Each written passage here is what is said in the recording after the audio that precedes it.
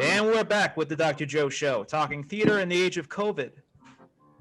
Yes, we are. And off air, guys, we were having a talk about, what this really means in terms of the finances, obviously. And, it's not necessarily sustainable. Josh, you want to tell us a little bit about what's going on with Improv Boston? What isn't going on? So, similar to Zoe, when this all first started, we had to make some very quick decisions. We do, when we were up and running, 30 different shows a week. So not just 30 performances of one show, but 30 completely unique shows. So we had to put all 30 on pause. Back in the early days of this, when we thought, oh, this will be 2 weeks, or they say it's 2 weeks, we'll budget for a month. And then we'd be coming back, right? So we put things on pause. We made it was tough because we did it before the governor announced it. We said, we're going to just close. We're not comfortable with this. Our performers aren't comfortable with it. We were right down the street from Biogen, where that big outbreak happened. So we said, let's just be a little more cautious. And by nature, as I'm sure you all can relate to, we're restless people. We wanted to be doing things. And within a week, we said to ourselves, there's no reason we can't do things. We spun up shows within the first week.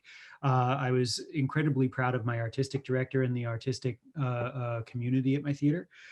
Within a few weeks, we had classes up and running. We were sort of running full tilt ahead, and just going forward through some wonderful help through the city, the local business improvement district. We managed to secure space at an outdoor theater in partnership with the Central Square Theater and the dance complex in Central Square. We did a few shows there throughout the summer. It was a custom built outdoor stage, complete with risers and a PA and a for real stage, made so that it was COVID safe. People could sit in socially distanced ways. There were procedures in place. We involved an epidemiologist and made sure that we could keep people absolutely safe. And as far as I know, we were very successful with that.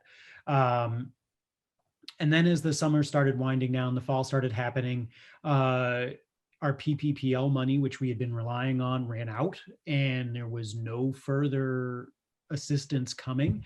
And as we were saying on the break, these measures, the outdoor theater, the online classes, the online shows, they give you, at the end of it, $10 a week, but we still had this giant rent bill to pay. And so we made a really tough decision to close the doors of the theater and say, we're going dark. The full-time staff is going to go furloughed. The online theater, because obviously the physical theater was closed, but the online theater is going to close. No more classes, no more shows, because we would rather pay our rent than pay the staff to work full time and make the $20 that we were making.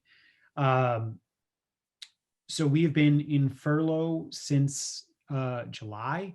As time went on and our money went down, we actually had to make the toughest decision of all, or second toughest decision of all, which was to walk away from our theater. And we closed our doors, or not closed them, but we jettisoned the lease in, God, I think it was November at this point. I could be getting my months wrong. But we were basically looking at the bank account and we were looking at the rent bill, and we said, there's no way that we can do this for another 2 months. This is just too much for an empty building. And we know that when we're ready to come back, it will be very hard to find a space, but at least by getting rid of the dead weight, there is a way to come back. Otherwise we would have had to just close the agency altogether. At this point, we've been around for 40 years, and we said it's more important to save the organization than it is to save the physical theater. So right now, we are in the very, very earliest process of reawakening the beast. I had a conversation with my marketing director and my comedy education comedy school. That's the word I'm looking for. Comedy school director last week, so that we can sort of start the process of at least getting some online classes up and running again. We do have a small physical stage still that we can fall back to. We held on to 3 of our training spaces, although one is currently sublet. So if it does get to a point, as you say, Zoe, in July, where people are starting to feel like they could be in a room together, we do have an option for at least small shows, possibly doing a small in-person show that we then stream out as opposed to this type of Zoom show. And, to emphasize your points, Joe, it's been, for us, flexibility is built into the art form. It is one of the key tenets of improv. So we've just been sort of rolling with everything and saying, what can we do to make sure that A, we protect the organization, but B, continue to do our art, because it does matter to us. We enjoy doing it. We think it brings a value to the world. So the decisions have been twofold. On, one hand, make sure that IB stays around, and on the other hand, we have to have enough money, but we want to have fun while we're doing it. So it's been a busy few months.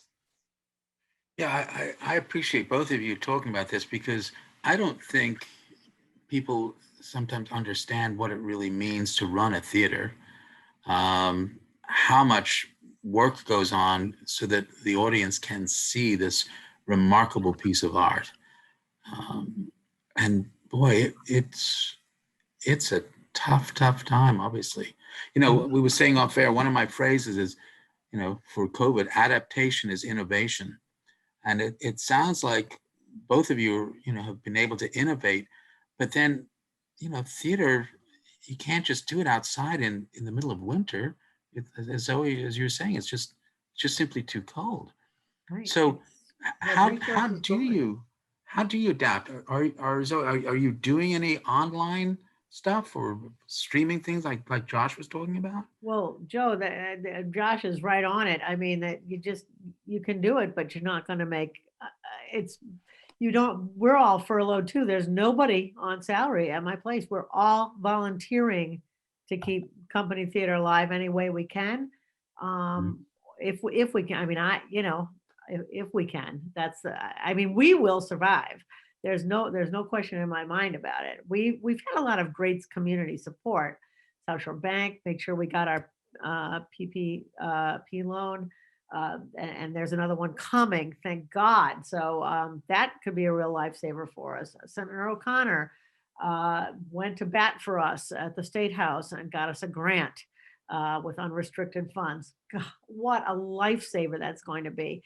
But instead of saying, oh, great, we can just put that towards beautiful theater, what we're forced to do is, okay, we're going to have to look at our facility, look at, touchless, bathroom fixtures. We're going to have to look at possibly new filtration system. Our parking lot needs work. So that's, not anything to do with COVID, but it's desperately needed. And we park a lot of, we have a very large parking lot. We're on 3.2 acres. We have a very large facility between our education and the theater itself. So if we didn't furlough and just say, okay, except for these wild and crazy things that we can do outside, which we've kept as fundraisers and put a pretty good price tag on, because we need the community to know we have no income besides their benevolence right now, because we can't sell any tickets. That's basically the only way we can sustain until we can safely reopen it. I'm sorry for Josh having to, sort of give up his space. It's just heartbreaking. I mean, we have a very dramatic story about getting our theater, and because myself and my partners made an enormous sacrifice after we got it. We wanted it so desperately, and when we finally got our actual theater, we all took less. We on executive positions took less salary so we could pay off the mortgage.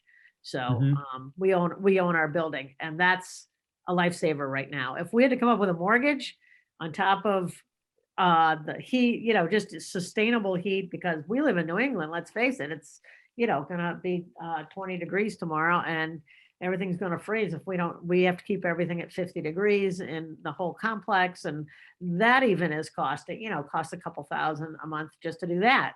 So, when you don't have the income, it just all drifts away. And- So COVID's been a killer. I will say that. True. Zoe, some of the things you were just saying too, it's so hard when you go to do fundraising, right? You want to say, we're doing fundraising to do this amazing show. We're going to make beautiful scenery, and people are going to have emotions.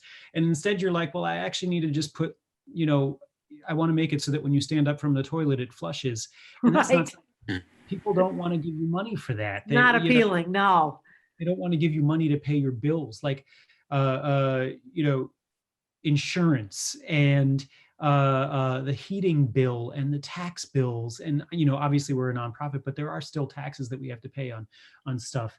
And it's so hard to say to people, when we were still open and paying staff, we want to do fundraising so that I can put food in my belly, and so that my staff can pay their rent and all the rest of it. That's not the fun stuff. And just rent alone for us in Cambridge on our space was $20,000 a month. Wow. Before we gave it up. Wow. And just rent, not talking about utilities or the insurance, which is through the roof when you have performers and audience members and all the rest of it. We, at the beginning of it in March, when we were still relatively optimistic, we said our essential expenses are $75,000 a month. Mhm. And we shortly winnowed that down quite a bit, but it's still hefty, hefty. And it's so hard to raise that kind of money when your primary way of making money normally, for us at least, is selling tickets. Right. When you have 30 shows a week at $20 a pop, that's a lot of money that goes directly into keeping the business open. Us too, same thing. We're basically very reliant on ticket sales. We do have a few corporate sponsors, but it's not. We can't sustain on that, and one shouldn't. One should be able to be self-sustaining. That's very important, and proud of it. And I'm sure you are too, Josh. That you can really say, I'm relying on just what we do as our art, and people are going to come and see it. Until all of a sudden you discover that you can't sell tickets, and all these theaters that have been funded through grants and fundraising for decades are all of a sudden feeling much better than I am with my ticket sales. Right. But it is, in normal worlds, I think it is, we are a nonprofit, but we run very much like a for-profit business in our fundraising. We sell tickets, we do education. Similar to you, we had a fairly large education complex, which the nightmare situation was we had a class that was supposed to start on March 20th. There it is. Yeah. 8-week class with 1,000 students. And all of a sudden most of them are still waiting for their class, because we said, we want to give you what you paid for. And so we still have this debt to fulfill, this obligation to fulfill. It's all, Yes, us too, Josh. We have. I'm happy to say that the majority of ticket holders either donated or rolled over their tickets into the next year. It was a minority that insisted on their money back, and that has been a sustaining fact. That we could they let us hold on to their money, or they donated it, was just beautiful, because it really, each little chunk of $50 here or 100 there, it really makes a difference in a big picture. I mean, even in a small picture, I'm at a point now where I'm calling up, companies being like, that bill you sent me for $20, let's talk. Yeah, right. We've been closed since March. What are you doing sending me a bill? Yeah.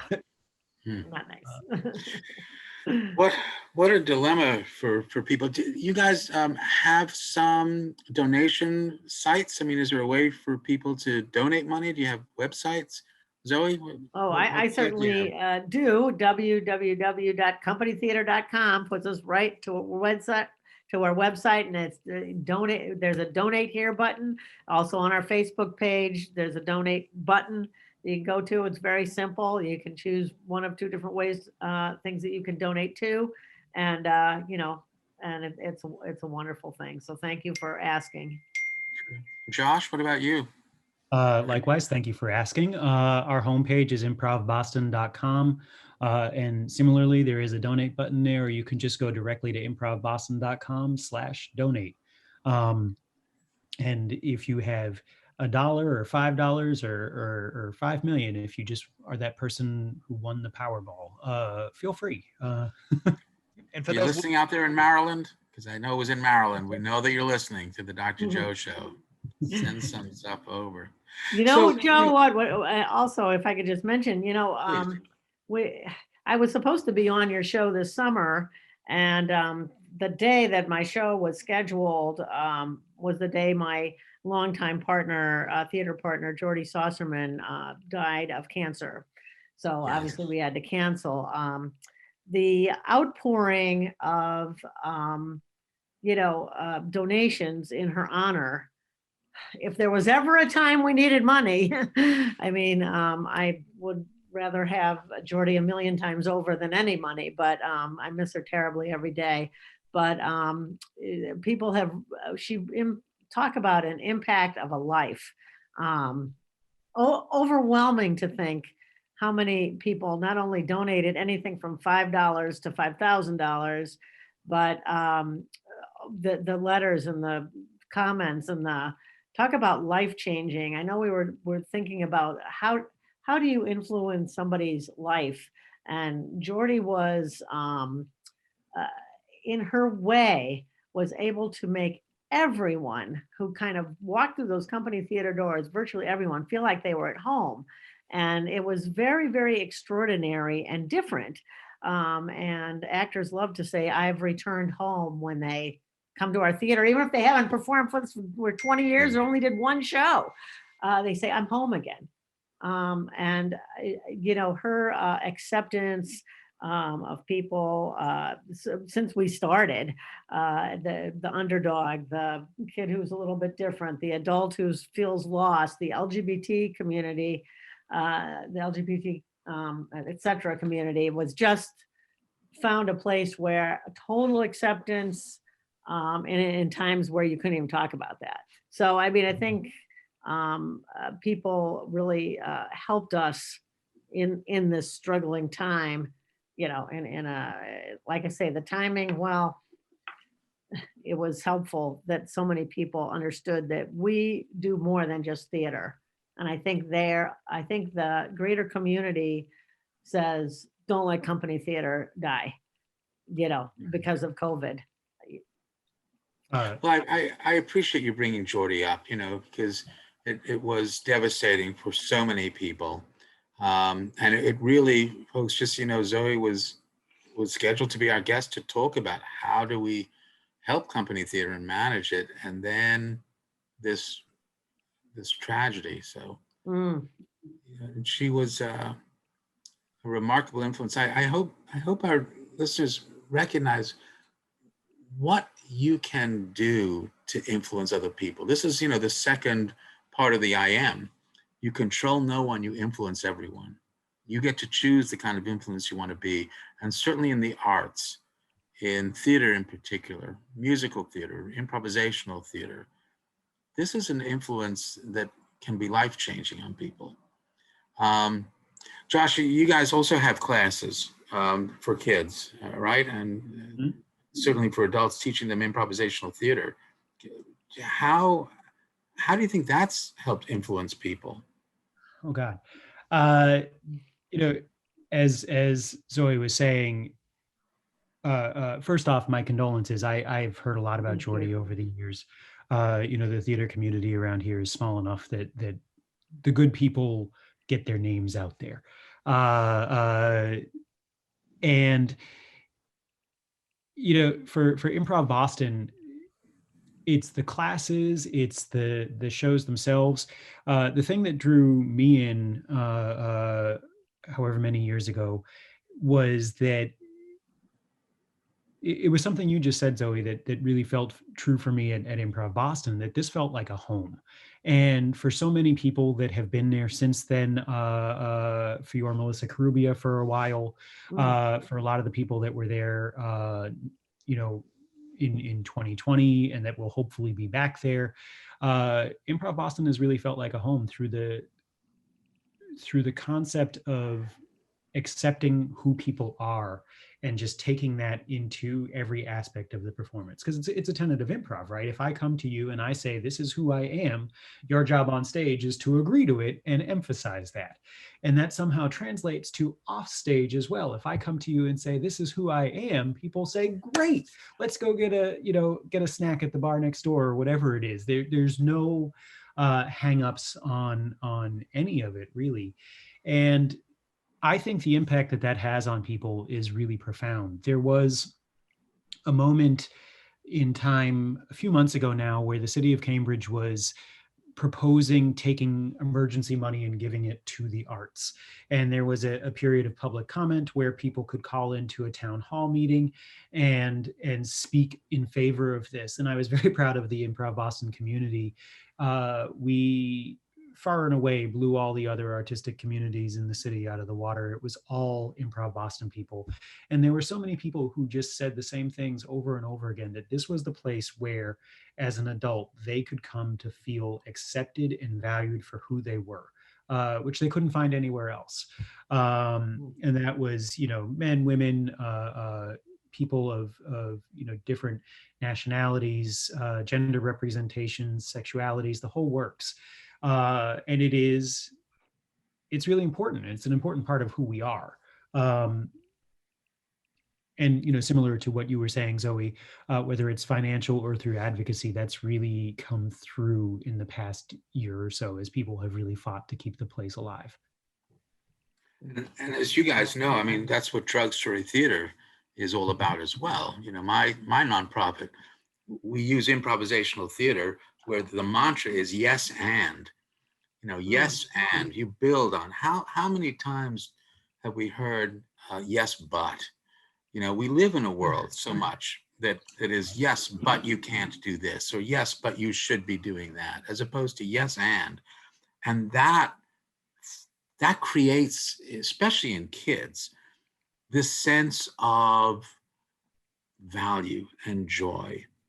And improvisational theater, and theater as well, but improvisational theater in particular for adolescents and young kids and kids who have autistic spectrum, it's powerful because it takes the limbic system, this impulsive brain, and shifts you to the prefrontal cortex, the thoughtful brain, because you have to act on the yes and what somebody else says to you.